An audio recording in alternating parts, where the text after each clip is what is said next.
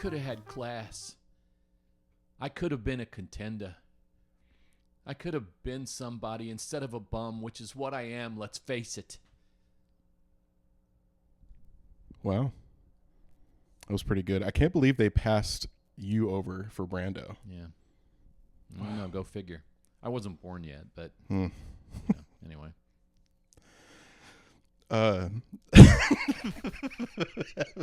We really had what we thought was such a clever opening. Yeah. Well, they did. You could have played in this movie. You're that old.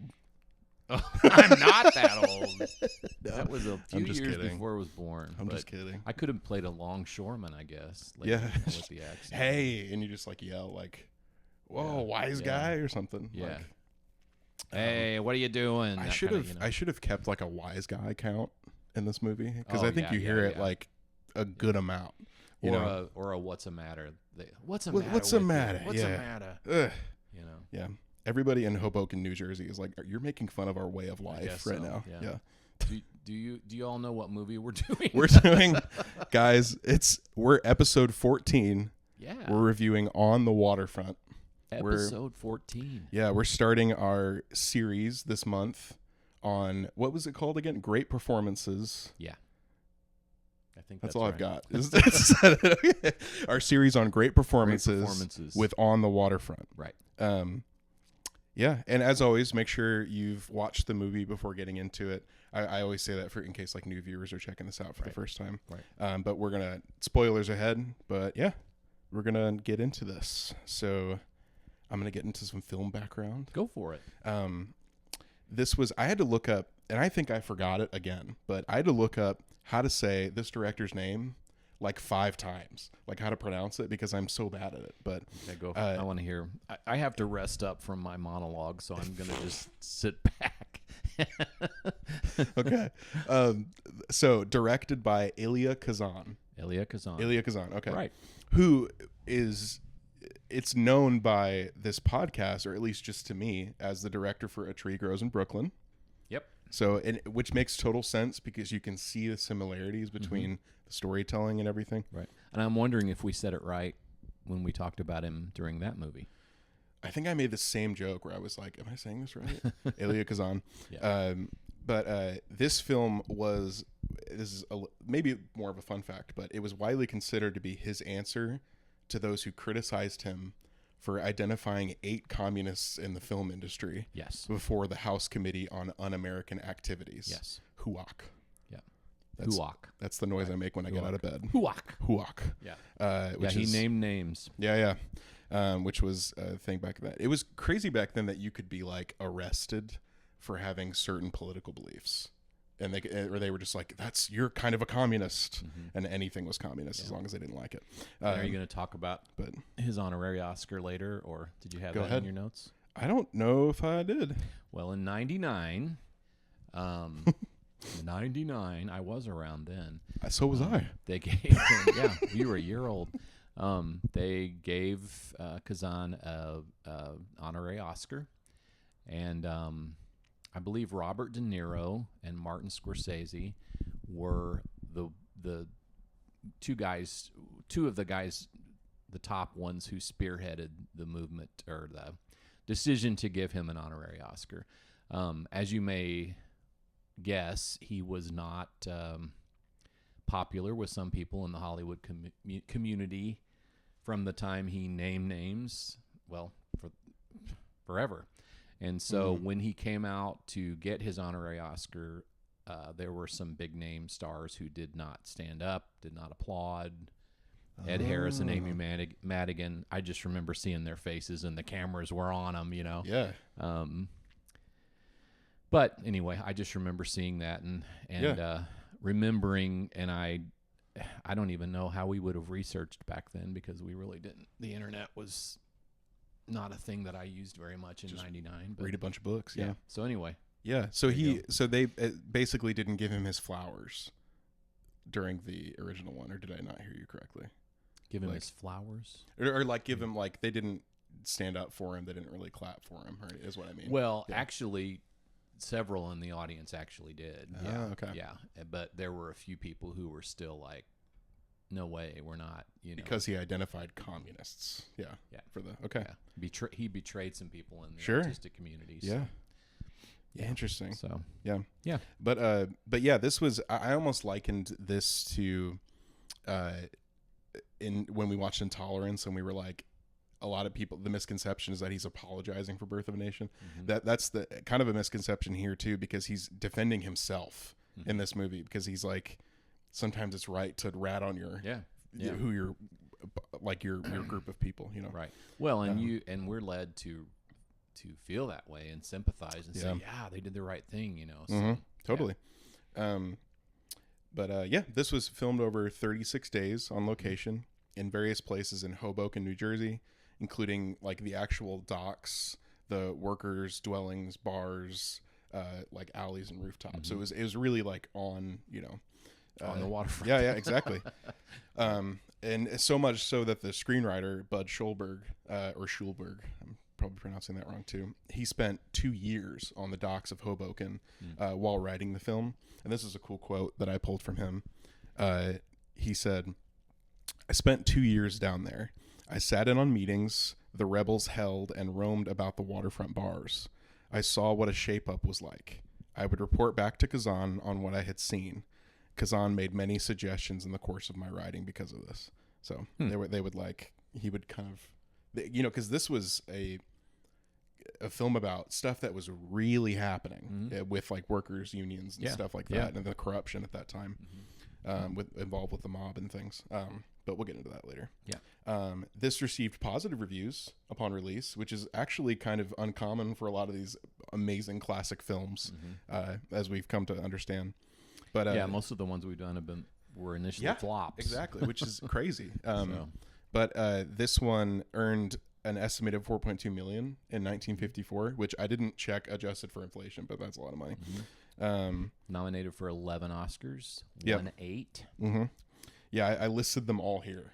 Do you want me to read through? So they won. So obviously Marlon Brando, and I want to talk. We could talk about him first too, like his just a brief. He won Best Actor, and his performance is regarded as like one of the best in cinema, where he kind of changed everything about acting. Right. And you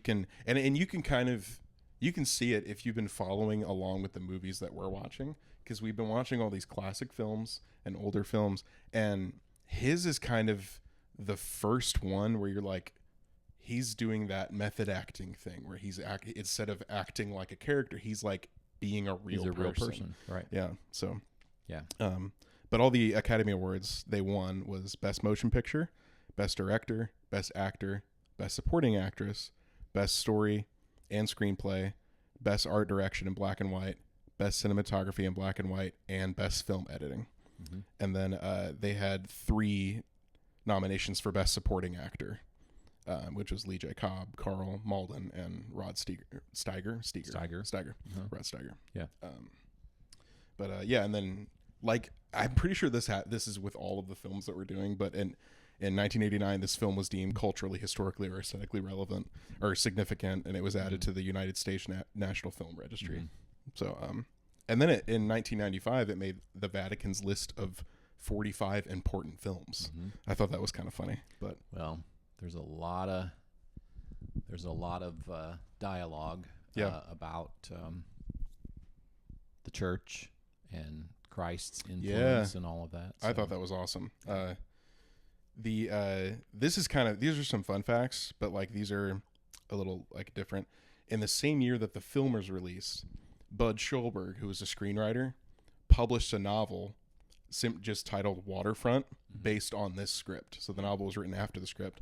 In the novel, Terry Malloy dies, and it's more heavily focused on the priest, and it's narrated from the priest's point of view the whole time, which is cool because I feel like watching this movie, the priest is like one of, if not like your favorite character in the movie, because he's just awesome.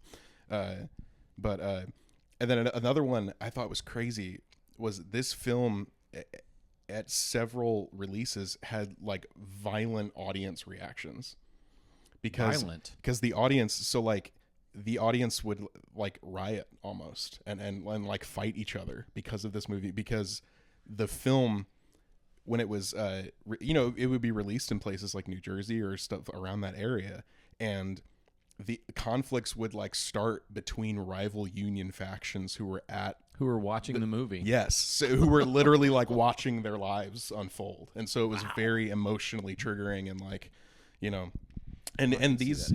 Yeah, well, this film was released while these waterfront investigations were still going on. Like, it wasn't a resolved. This wasn't like a historical thing. This is happening right now. You know, Wow. But yeah. So that's a. I did not see that in my yeah. research. So they they had fights and stuff, which is crazy. And then my last one, which I thought was just very sweet, is Eva Marie Saint. Mm-hmm. She turned 101 years old in July. And is still around, and is the oldest living Academy Award winner. She played Edie in this film. And she was young, I think 20. Oh wow, Would I she don't have think I been knew 20 when the movie came out. It was her first role. She was pregnant when she got the Oscar. Yeah. I think part of her Oscar speech, she said, "I feel like the baby might come right now" or something. That's funny. And she got $7,500 for this part. That's crazy. And it was fantastic. Yeah. Job. No, she's like one Her of the best parts of the film. Her first movie role. Yeah. So, yeah. Actually, I'm not gonna sit like that. That's way too uncomfortable. Ugh. Guys, I got a new chair. I'm wearing slippers. everything's different now. But Wearing slippers. I'm wearing slippers. Cool. Yeah. Do you have any other things that I missed? You think? No. Or Okay. we're talking about acting later, right? Yeah. Acting we'll get to later. People Yeah, would expect that. Hold your after our horses. opening, of course. Hold your horses, Dad. No, you could talk about your first impression. What do you think? Have you seen this before? I had not seen it. Okay.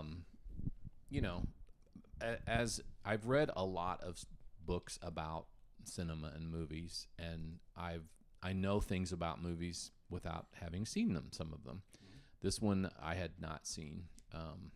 Cool. So, Yeah. no, but Yeah, I told you. I think I told you before this. The only thing I had seen Marlon Brando in was the 1978 Superman with Christopher Reeve, where he played Superman's dad.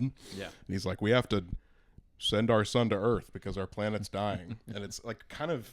it's a cameo. Yeah, it's like a cameo, and it's kind of insane to only know Marlon Brando from that role. Yeah. Because he's like one of the most amazing actors of all time. Yeah. JL was his name. JL in the movie or something. Yeah. Superman. Well, I know because I'm a nerd. I know that Superman's name is Kal-El, so I think it's something like that. JL or But something. yeah. Yeah. But yeah, I wrote, imagine seeing Brando in this Superman and nothing else. That was my experience. But I read a little bit about the Stanislavski approach afterwards, and it makes sense. It made sense to me because Brando really stands out, not only in this film, but just in that era of cinema and everything, because we talked about this. But, you know, a lot of that time acting back then was you just had a way you did it. You almost acted as if you were in like a play, like in a theater. You kind of, you know, overacted your emotions and things and such. And well, actors in early movies, like sometimes we even when we're watching these movies, like the Hitchcock movies, actors were used to going to their mark, saying their lines, looking polished, being very articulate. Now you've got Marlon Brando coming in here, and when he's having a conversation with someone, he looks down at the floor and he looks off to the side and he mumbles a little bit, and sometimes you hear him say something in the movie and you're like, what'd he say? Not really, but you know, he's not as polished and articulate as we're used to, and it really caught on. It ushered in a whole new realism for American cinema, really. Yeah, I read somewhere, I think I was just reading like a bunch of actor responses to the film, like famous actor, and like I think it was like Al Pacino or somebody said that he watched the film and it was just like he just was glued to Brando the whole time, and everyone thought it was like the new way to do Al things. Pacino and all those guys started, you know, really emulating a lot of things that they saw Brando doing. Right. If you watch, especially as we go through the 60s and 70s, if you watch some of the, especially Well, I've never seen like The Godfather, but I know that he's in all those movies with them, you know. But you come to me on the day of my daughter's wedding. That's all I got. That's all I got. Pretty good. I don't know. I don't even know. I haven't even seen. That's how culturally relevant that movie is. I haven't even seen that scene. Mm-hmm. I've just like heard that line said before, and I'm like, I assume it's in an Italian accent or something. But anyway, get off track. Okay. So I want to talk a little bit about some of the themes I've like picked out from this movie. Yeah. One of them, I think, is like a major one. Sorry. Do you want some water? Real life. Yeah, thank you. It's okay. But one of the themes I think I pointed out was like loyalty, and yeah, no, you're good. Are you okay? Can you edit that out? Yeah, I'll cut it out. No, but the what was I saying? Gosh, you derailed this entire podcast. I messed you up completely. I'm just kidding. No, okay, story and themes.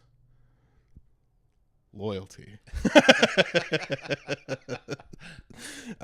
Yeah, well, that's the struggle with the whole movie, right? You're sitting here and no one wants to say anything because they're afraid, and then Terry Malloy, Marlon Brando's character, doesn't say anything because of his loyalties to his brother, right? To really his way of making money, his source of income. Really, he doesn't want to like destroy that. He's like, I've got a good life.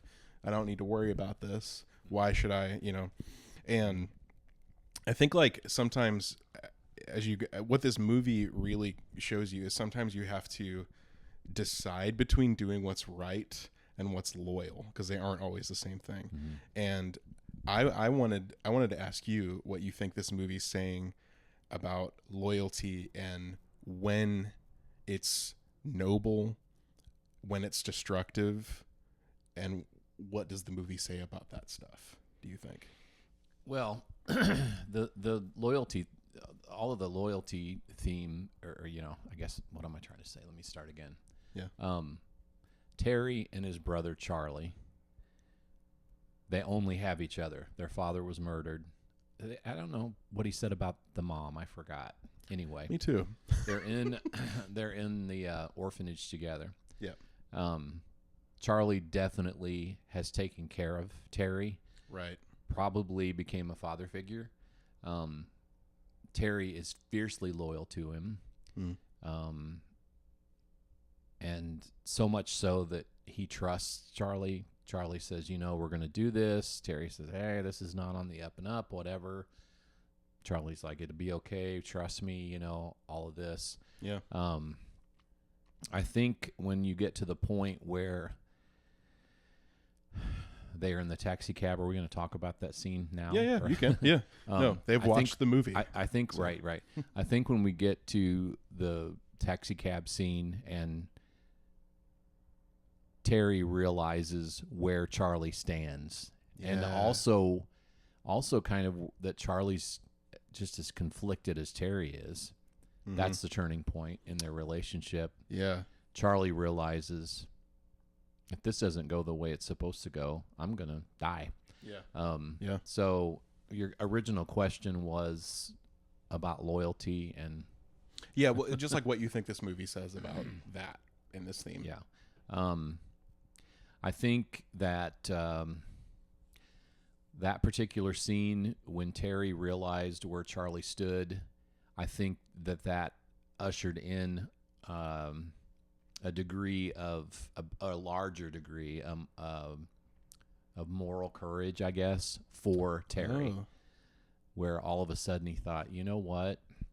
Especially after Charlie is murdered, right, and they find him, that you can see that really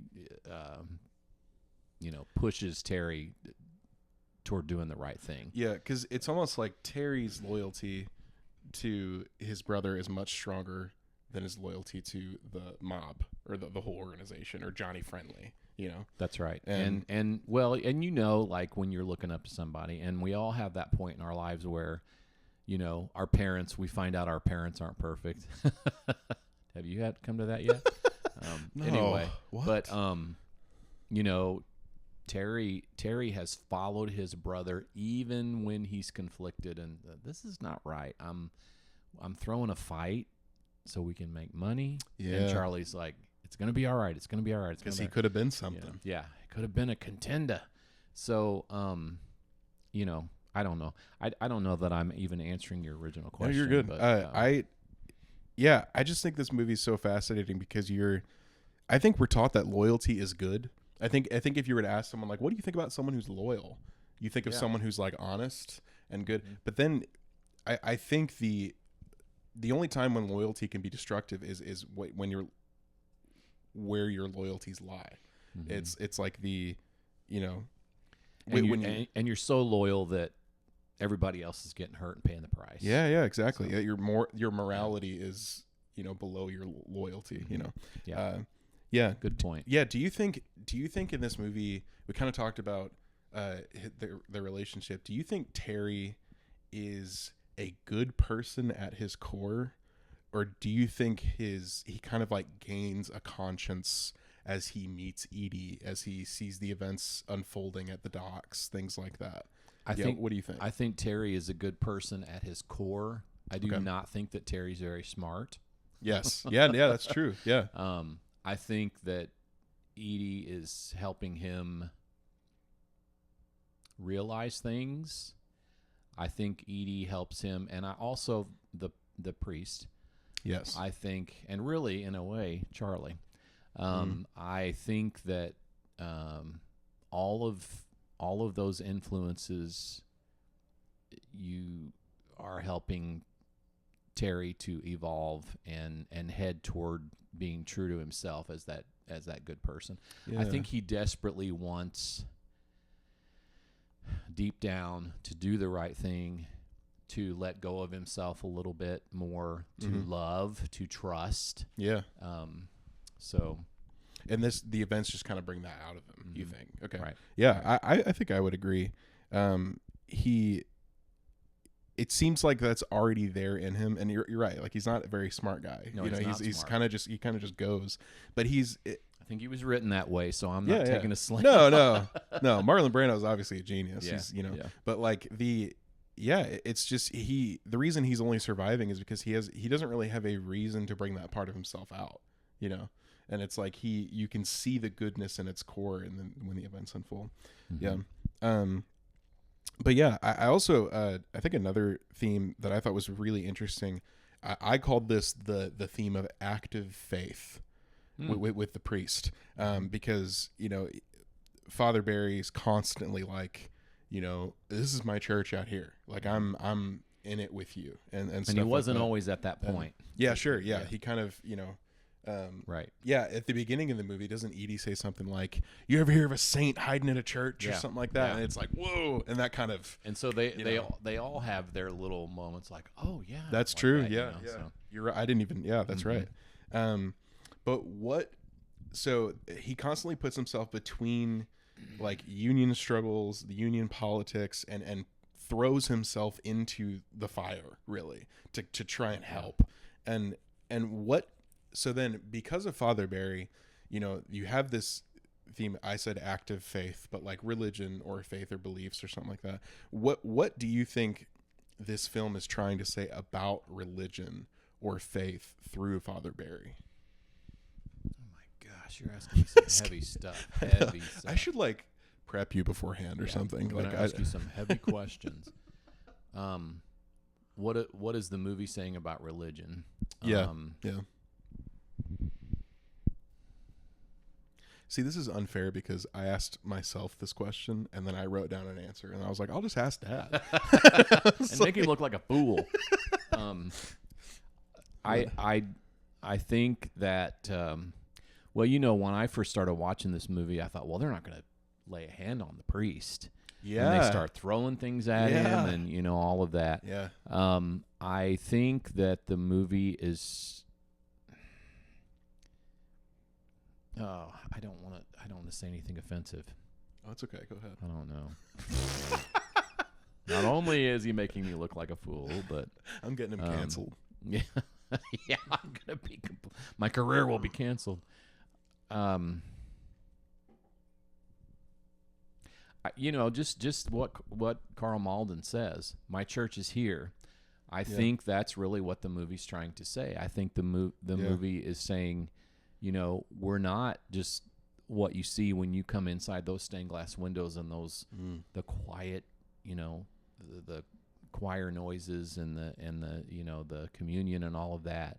We are, the church is out here. I really think that's what the movie's trying to say. That's cool. Is that what you wrote? No. I knew it. Well, that's why I want you to. Well, that's why I want you to give your own opinion. But okay. Well, now you're going to hear this really smart answer from my son. That I thought of a week ago. No. So I thought, I just realized I think I need to do that before each episode is prep you with the questions that I have for you. That's you just saw a learning moment right here.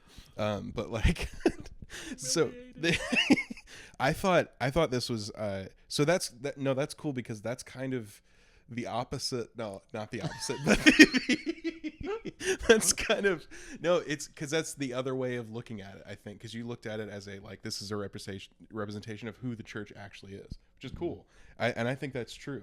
But I wrote it as maybe like an inward, so I wrote down faith is more of a confrontation to oneself in this movie rather than just a comfort. So a lot of times for people, I wrote down, I can see a lot of pastors being like to the union guys, like, well, it sucks that you're going through this, but the Bible says we're not meant for this world and one day we'll be with him. So you just have to suffer, stuff like that. And it's like, I think I've, as someone who grew up in church and stuff, like, I feel like I can hear people saying that. But then in this movie, it's like your faith isn't just there to comfort you about your situation. It's there to confront you to do something about the events around you. And it kind of makes you think like, oh man, should I, I should be helping out more, it kind of like, because of, I think it almost, where you were saying like, yeah, this is who the church is. I almost kind of thought like this movie kind of puts more of like, if you see something bad happening, you should do something about it. And if you have some kind of religious faith, you have even more of it because you claim to believe this stuff. You have even more of a duty to do responsibility. Yeah, right? More responsibility. Well, and along the lines of what I said, which I'm piggyback on because you're exactly right. Yeah, I think that it is saying the church is out here, the good, the bad, the ugly, all of it. Yes. And that goes along with you have to sometimes confront yourself. You have to sometimes change your inner self and your beliefs and not just go by feelings. Yeah. Totally. So, yeah. Brilliant. That was so good. Sorry. And he is my son. Thanks, Dad. I actually thought of this toward the end when Terry, after he gets beat up, and it's like, you just got to get up and walk and stuff. Oh my. That looks like almost like a crucifixion scene where he's like walking, like, and bearing his cross or something. What do you? I don't have an answer to this. What is the film trying to say with that? What's the symbol there, well, do you think? Father Barry talks about when you're standing out there on the line, Christ is with you, and doesn't he say something like, yes. It's like he's like, the crucifixion happens here, and it's like it happens every day, like or something. Yeah, that's No, so, okay. There were just a lot of powerful religious statements, themes, visions, not visions, but I don't know. You know what I'm trying to say. Yeah, totally. It's it resonates a lot with, I think, especially in America at that time when more people probably can't claim to be religious than they do now. It's kind of speaks to a lot more people, I think, and it was really relevant. Yeah. So, but yeah, cool. Okay. Yeah. I'll spare you. I won't ask you any more questions. I'll ask you the last question. Okay. That you should already be prepared for. Okay. If you directed this, what would you? I always wait for your reaction. Like, did he do this or not? Did he do his homework?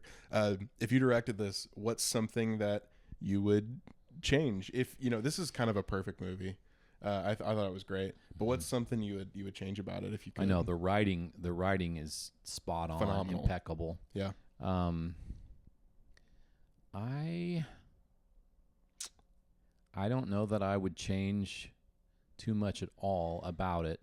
I do know that they had some other ideas about. They made some changes in the movie themselves. Oh, really?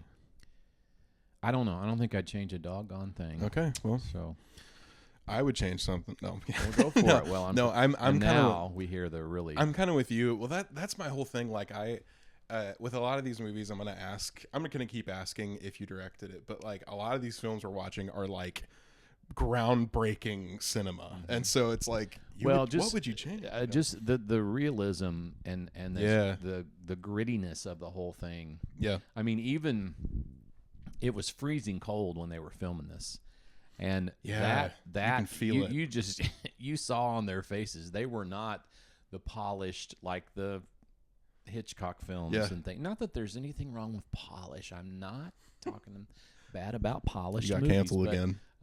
I mean, really, what'd you say? I said you got canceled again. Yeah. But you can just see it's just cold and raw, and but anyway, I don't think I'd change a thing. Yeah, no, that was really.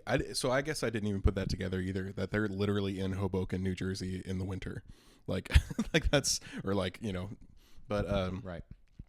So I wrote and I kind of challenged myself to be like, okay, this movie is awesome. I wouldn't change a thing about it. But like, what is something that could maybe be better or could be different or you would like to see? And I wrote that I think the way in which he brings Terry, I'm talking about Terry Maloney, the way in which he manifests his goodness that was already inside of him, like we talked about, I thought that I feel like it seemed a little superficial because it kind of felt like, okay, he's got a girlfriend now, he's got to be a good guy. You could kind of dismiss it like that. I think it's definitely more than that that the film shows, because he got his brother and then the priest talking to him as well, and there's conflict there. But I think I would like to have planted maybe a little bit more seeds of that goodness that you see throughout. So you can see like, okay, it was clearly already there and he is changing, and it's not just because he likes a girl and he's trying to like, okay. Yeah. So that was maybe the one thing, and I kind of disagree with myself saying that even because I'm like, okay, you debate with yourself. Yeah. I was going to say something about the taxi cab scene. Did you hear about the Venetian blind and all that? No, but we're going to like acting and everything, so you can go ahead. Well, anyway, I wouldn't change that either because that ended up being a great thing. So, but what is Venetian blind? What is that? I don't even know what that is. Venetian blind, just no. Did you notice the Venetian blind in the taxi cab? I don't even know what that is. That a person from a blind person from Venice? We are really going to get in trouble. I mean, lots of trouble. No one's going to watch after this. It's okay. A Venetian blind is right what you have on your window here. That's a Venetian blind. Of course, this is a nicer, but Venetian blinds are, pulling up and down. Have you ever seen a Venetian blind in a taxi cab? I mean, how many taxi cabs have you been in? But 0. Yeah. I've been in plenty of Ubers. So am I going to go ahead and talk about this and then go into the acting? Sure, yeah. This isn't like primetime television. We can do whatever we want. Okay. Well, anyway, Rod Steiger and Marlon Brando did the taxi cab scene. That's where he did his big contenda speech. Yeah. And Sam Spiegel. What he was Hungarian. He either did not schedule the anyway, when you see a car scene usually in the movies, you see a projection outside of a street and you see cars driving around. Yes. For whatever reason, this was not done. The outside projection was not available. Yeah. There were a couple of reasons discussed why it wasn't done. So really, they were sitting in a room with it wasn't even a real taxi cab. There was just Right. where they just sat in the taxi cab. It was kind of half of a car, and there were brick walls around them. That's cool. And so, Yeah. So you're talking about the blind over the window, like yes. they kind of pulled. Yes. It. So one of the guys working on the movie said, "Hey, this morning I rode to work in a cab and it had a Venetian blind in it." And so Sam Spiegel yelled, "Get me a Venetian blind," probably in his Romanian accent. And so they put it in there. Well, what ended up happening, it was kind of a fluke. What ended up happening was that scene was very intimate and, kind of like it's private and it's hidden from the outside world and all that. And so they really got an effect that they probably didn't intend to get with that Venetian blind. But anyway, That's cool. yeah. So. No, because I didn't even. That's funny because that's something that you don't really notice unless you're like researching the film like we're doing. But like Right. I didn't even think about that when watching the movie, but it did feel like a private, hidden, closed moment, and you don't even realize what they're doing. No. And so that's pretty cool. Well, it's a pivotal moment, of course, Yeah. in the movie anyway. Yeah. So more about the scene. Now we're talking. No, about just acting. just like acting. You gotta go to. Well, I you don't have to talk any more about the Venetian blind if you don't okay, want to. No more Venetian blind. Rod Steiger. I almost said I talked to Rod Steiger. That would be amazing. Talk to Rod. Rod Steiger was quite an accomplished actor at the time. Mm-hmm. Marlon Brando, there was a lot of buzz about him. I think they got along just fine, but Marlon Brando had in his contract that he would quit working every day at 4:00 to go talk to his therapist, his analyst. Whoa, And really? so- yes.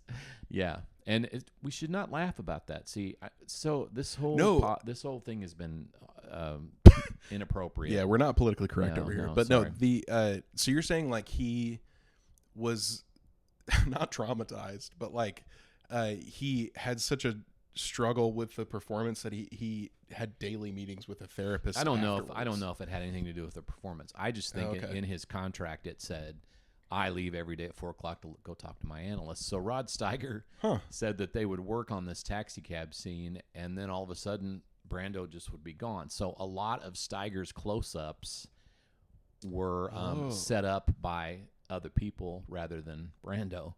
Interesting. And there were times that because Brando was an actor studio trained actor with the Stanislavski method, and a lot of people think that method means, they're always in character. Not so, but it's like an inner to outer, like a Yes. truthful performance. Like you find something within your real self when you're playing the character.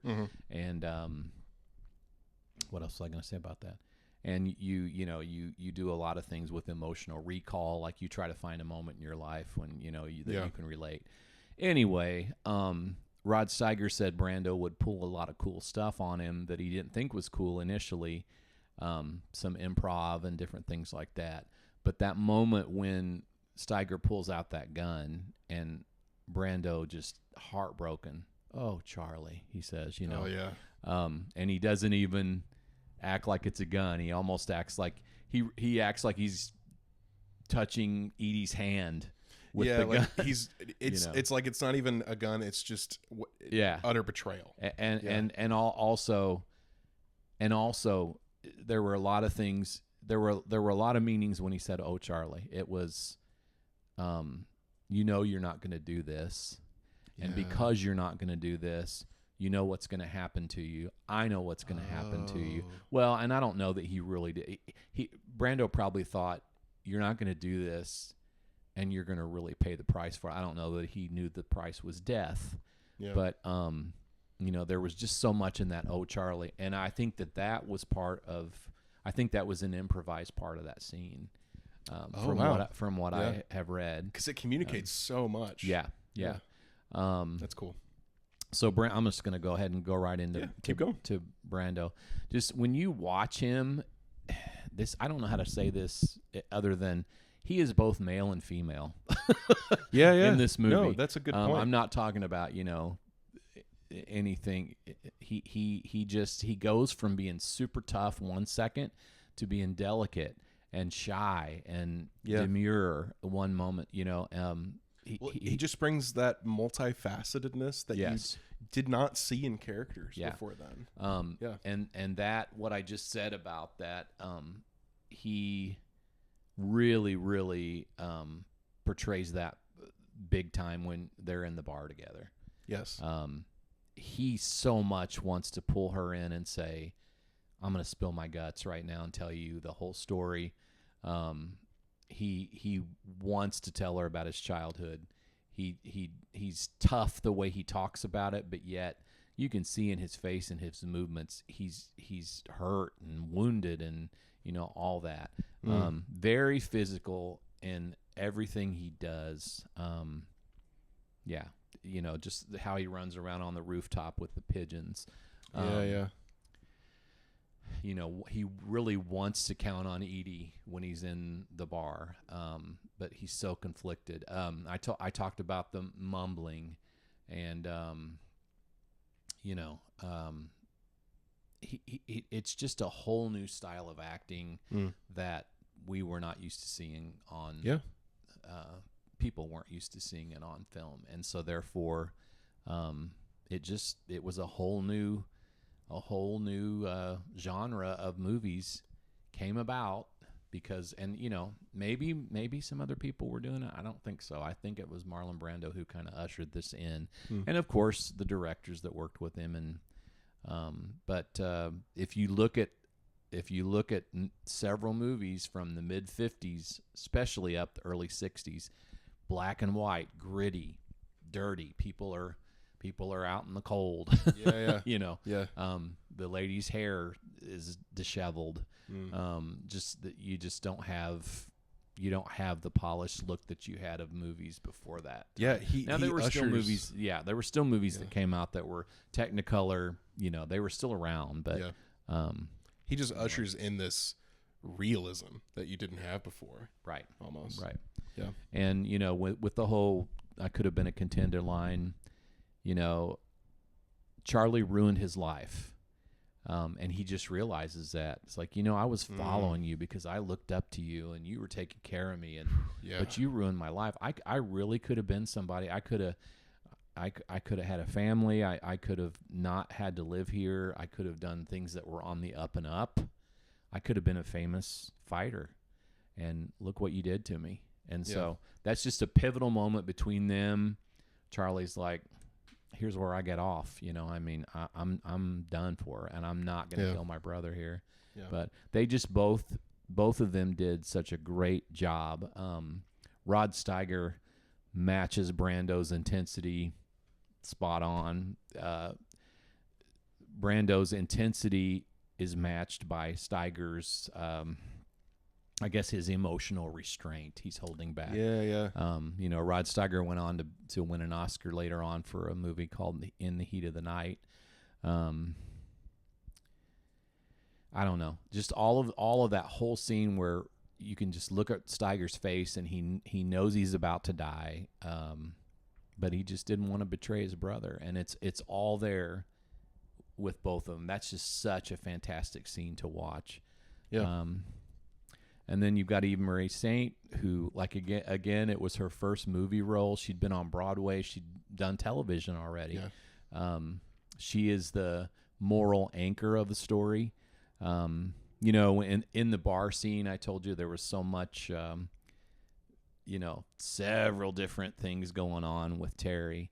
And then she's this moral anchor again, and she touches his face and she tries to reassure him. She brings it back. Right. Yeah. Well, that's communicated through how she does it, her acting and everything too. Very much a softness about her, yet at the same time you can tell she's grown up in that neighborhood. She's gritty. She knows how to take care of herself. She doesn't mess around. I say that a lot. She doesn't mess around.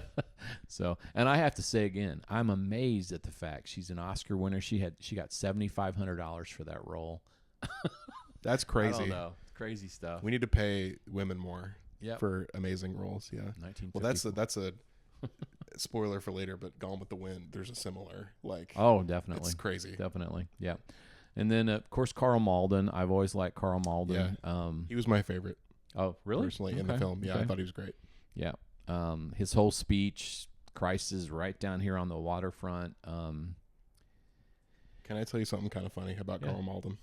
I say it like I know him. So did you talk to Carl Malden? I talked to Carl Malden I talked to about this role. So you might know where I'm going with this, but so I had never seen Brando before in anything besides Superman, and he's already done Up and everything. So I had to look up. You can see it in here a little bit. I was like, is that really what his eyes look like and his ears and everything? And I didn't know he had prosthetics on for like half the movie. And so I looked at it and there was like, no, he's wearing prosthetics. And then then I had to Google, is Carl Malden wearing a prosthetic nose for this movie? And then I looked it up and it was like, no. We're really bad people. I'm sorry, Carl. He probably knows this. He's deceased, but it's rest in peace. Yeah. No, because I was just a funny moment where I had to be like, is that real? What purpose would there have been for Father Barry to have a prosthetic nose? I mean, I have no idea. I'm sorry. Okay. Anyway, as I was saying about Father Barry and Carl Malden. I can't believe I said that. Okay, yeah, keep going. I'm sorry. Well, I totally derailed you. Well, you had such brilliant moments in this podcast. Yeah. We reach all the highs and lows in one go. I really felt like Carl Malden, I've seen him in other things. He's in Streetcar Named Desire, which is also a Marlon Brando movie. Fantastic in that. In fact, I think he won the Oscar for that, supporting actor. But the way that he makes you believe that he's had this reawakening as a priest and he's really investing in these people. Yeah. You are all in with him, and so that takes a really good acting performance. And then, the rest of the guys that were in the movie, all the heavies, they were all good. The longshoremen, a lot of them were really longshoremen. Just good, raw, real performances. Lee J. Cobb is terrifying. A powerhouse of intimidation. I wrote. No, he's just like, he's got that like big guy who would just haul off and hit you if you said the wrong thing. As soon as he comes on, you're just afraid of him. Yes, and you kind of are like, okay, he's taking care of these people, but he'll turn on them in a second. Yeah, I mean, he plays a character like that too.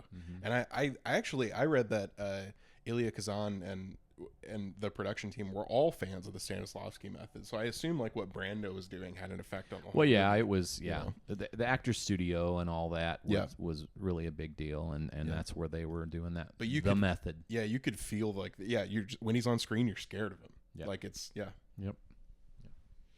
So that's really all I had about the acting. Okay, cool. Yeah. Awesome. Well then I think we can go ahead and get into some of the closing questions. Wow, really? Yeah. We're already there. But I mean, these always take a minute because we love talking about movies and stuff. But we got to get away from Carl Malden's nose. Yes. Sorry. I'll have to edit that out. What was your scene stealer? What if I see you scrolling there? That font is the biggest font I've ever seen in my life.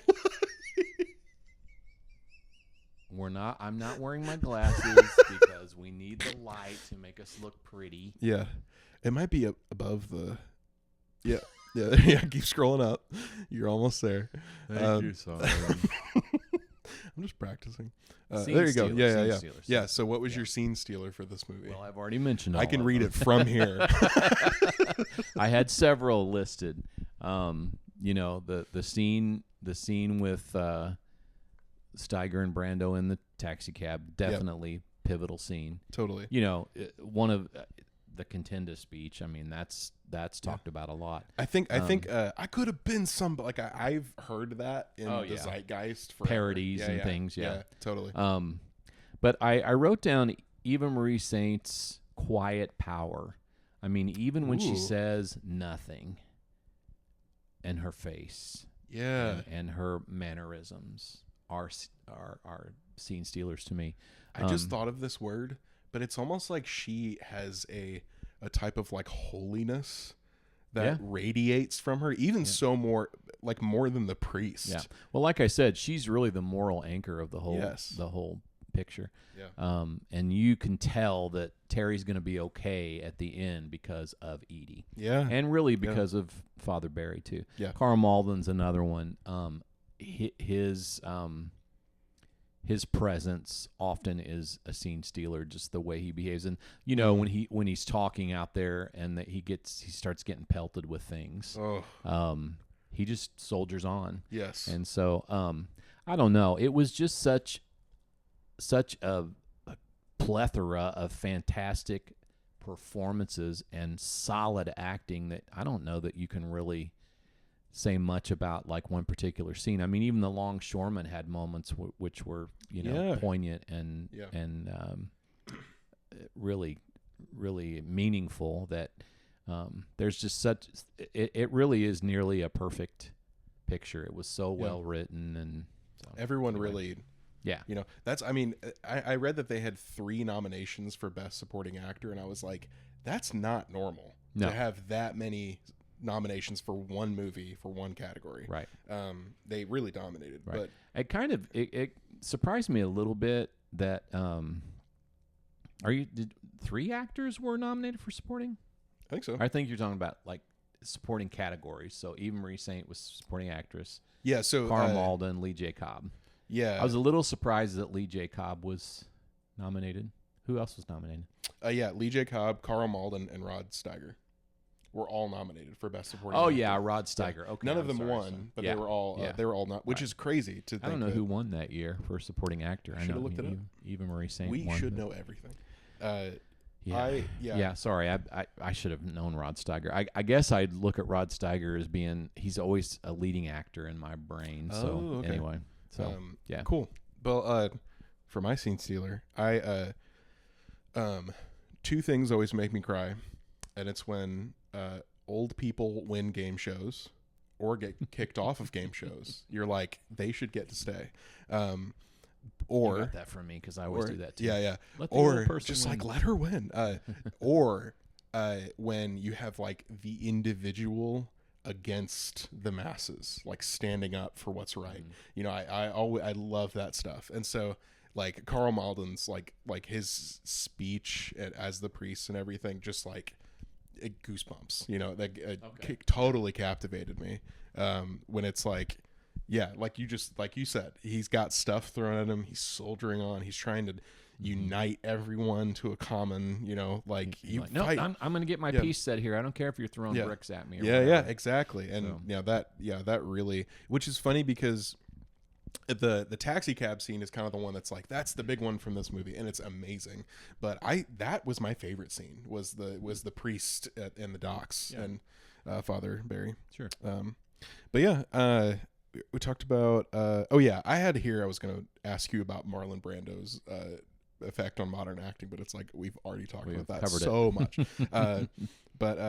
What was your casting swap for this one? Well, Frank Sinatra was up for this. I read part that. Of Terry. That's crazy. And the movie wouldn't have been as good. I don't know. I mean, to tell you the truth, I have not watched Frank Sinatra's. He would have been like, I could have been somebody. Like he starts singing it instead. It's like a musical. A crooner. I think that he probably was a pretty good actor. I've just read stories that he was kind of full of himself. Did he act in stuff? Yeah, I don't think I knew that. He won an Oscar. Really? I think from here to eternity, Frank Sinatra won a supporting actor. I didn't know that. But I think that he was kind of demanding, and I've seen portrayals of him. Like I saw the FX feud, Betty Davis and Joan Crawford feud, and Frank Sinatra is depicted in that.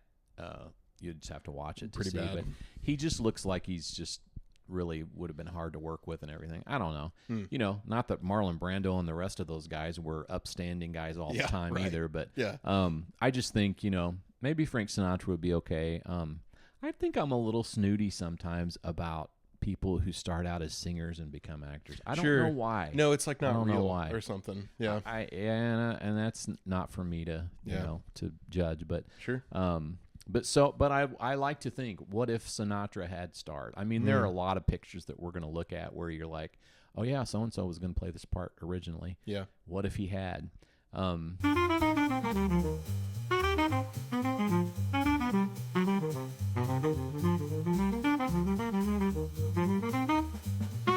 Sorry, guys. I forgot to plug in our camera. So it ran out of batteries. But we're back. And we kept talking without realizing the power had gone out. Did you just throw away your glasses? We're totally prepared for this. Franklin has joined us, as you can see by the tail. He might come up here in a second. But so you had just finished saying your casting swabs. Okay. And so then now I have mine. So I'm gonna repeat those. We talked for a minute after you guys saw us go off. Fabulous things that you will never hear because it's part of it. They're lost. They're lost to time. They're lost to to media. Franklin, it's okay, dude. You'll be fine. Okay. So my casting swap that I picked for this one was Clancy Brown. Why are you laughing? Why are you laughing? We've spoken about Clancy before, but we talked about Clancy already. Okay. Clancy, I recently saw him in the HBO Max series The Penguin, and he played Salvatore Moroni in that, if you've seen that.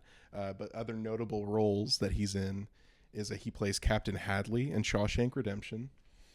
He plays the Kurgan in Highlander. I've never seen either of those movies, so I hope I'm pronouncing these right. But he's also the voice of Mr. Krabs in SpongeBob. I think it's funny that you're trying to get me to know who Clancy Brown is, and so you say, but he also plays Mr. Crab, which, so I'm picturing Mr. Crab playing Lee J. Cobb's part. He walks in, he's like, I still don't know who. Hey, Terry Malloy. Yes. Hey, boy. Work at the Krusty Krab. Yeah. That's funny. Cool. Okay, let's. Great. I'll have to look up Clancy Brown. Yeah, I think he's a terrific actor. I trust you. I'm sure he's. Yeah. What I forgot to say is he has this quality where he's like instantly menacing, just exactly like Lee J. Cobb is, where he's on screen and he has this thing about him where he can just be like, if you've watched The Penguin, you know exactly what I'm talking about, where he has that mob boss energy. Yeah. But yeah, let's go on to okay.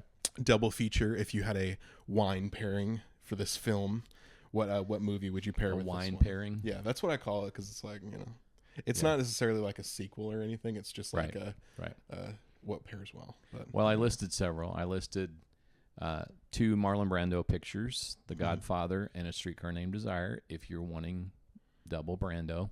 Yeah. Double Brando. Raging Bull is a gritty Robert De Niro film. He won the Best Actor Oscar for it. There are some legacy comparisons with Raging Bull and On the Waterfront. Mm-hmm. And also, if you would watch The Godfather, you would see the evolution of Marlon Brando from younger actor to older actor. We definitely should do like a Brando month. Yeah. And watch The Godfather. I would like to. That'd be awesome. Would like to. And then I also, we mentioned Al Pacino earlier, Serpico, which has the whole whistleblower moral dilemma as a theme. Oh, okay. And then you've seen The Irishman. Yes. Great movie. Which has the union corruption. Mm-hmm. Okay. How about you with your double feature? With my pairing, I chose. I couldn't remember if I had done this movie before yet in our like double feature pairing stuff. But have you? Did I show you the movie Vengeance? I've talked about Vengeance. I've talked about it. Now, It's one of my favorite movies. So it's B.J. Novak, who plays Ryan from The Office. He's also one of the writers. What happens in the movie? Because I think I've seen it. I'm not gonna say what happens in the movie. I can't spoil it. But it's got that same thing of where the main character is like part of the problem, you'd say, and he kind of like through his circumstances, through the people he meets, he kind of learns about like the goodness within himself and the goodness. Is he like some kind of salesman or something? He's a podcaster. I know. Well, I remember that movie now. Yeah. Ashton Kutcher's in it. I think he does a great job. Goes and visits people. Yeah. Okay. Well, he like, there's a murder and all that stuff. Yeah. I remember that. So, but it's such a good movie. But Franklin's tail keeps hitting my thing, and I'm worried it's making a sound. But he's just comfy as could be. If you hear the special effects provided by Sir Franklin the cat. Yeah. But I thought it was really Terry Mully's character. I think they're totally different characters, but it's kind of like being part of this system that's kind of like, it's not really, he's not part of a corrupted system, but he's part of this like uncaring, very corporate podcast empire type thing. And he goes from that to like connecting with these remember people. the film now. Yeah, I think you showed it to me when you were going to school. Yeah, college. it's super cool. Yeah. Loved it. But yeah. Good. What was so that's all of our like little questions. Yeah. What was your what would you say like your final takeaway from this film is? Did you not write that? You wrote everything down? I have nothing. That's okay. I think if I from the gut off the cuff here, my favorite takeaway is you can clearly see how this movie ushered in a whole different genre of movies. Yeah, I think totally. I think not just with Brando's performance, but you have to give Kazan credit for the directing style, his flowers, for his flowers, right?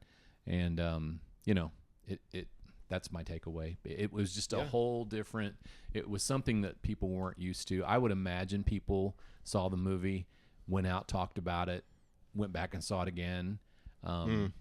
It was just a big deal. Yeah, for the time. Yeah. So. I kind of I think like the moral takeaway for me was to like actually act on like personal convictions I have or like things because it's like I think it's real easy to talk a big game about like being a good person and doing the right thing or whatever, and it's like this film is really like, okay, that costs you something to do. Everyone who chooses to do something good or to stand up costs them greatly, and it's like that's the price you pay. Right.